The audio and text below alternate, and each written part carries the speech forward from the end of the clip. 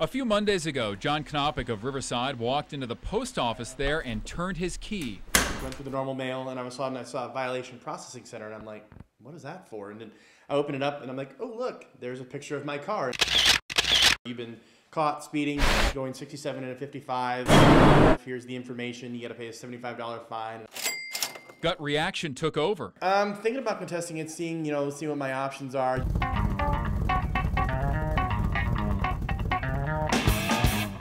Contesting it could buy him some time. The police department holds appeal sessions twice a month. Yet on the April session we sat in on, citations from November were getting processed. 68 and a 55. A 5-month backlog. Does a wait this long discourage drivers from fighting a ticket? Cedar Rapids attorney Ray Sheet says the system is set up for people to shrug and write the check, whether truly guilty or not. The delays are significant, the costs are significant, the inconveniences are significant. It appears to be a money grab by the city. People realize it.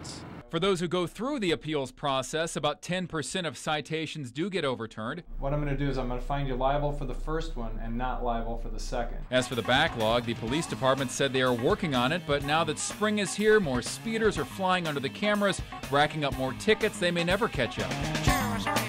No one believed that it would generate this many citations. Instead of driver behavior changing and people slowing down, the speeders may just follow the seasons.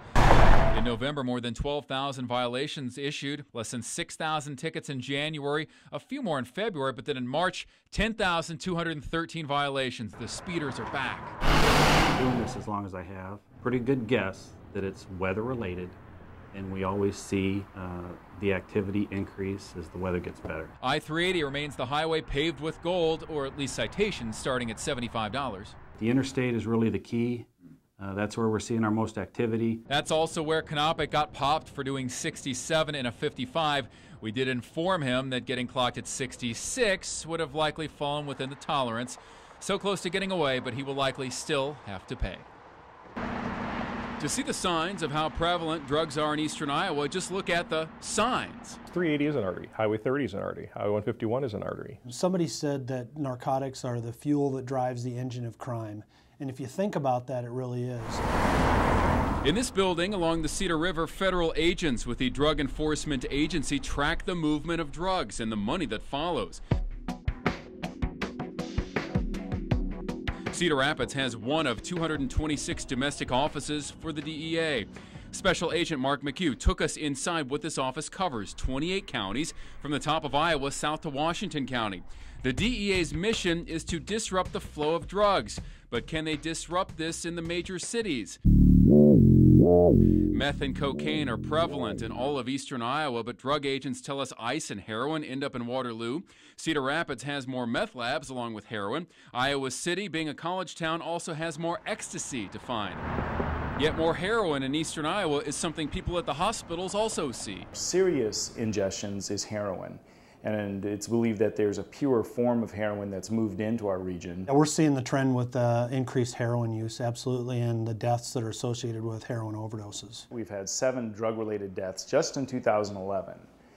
And that is much higher than we've seen in the past. More deaths, more drugs. How do the drugs get here? The DEA tracks the flow. Here's what we know. For meth labs, those are typically homegrown with independent meth makers and dealers right here.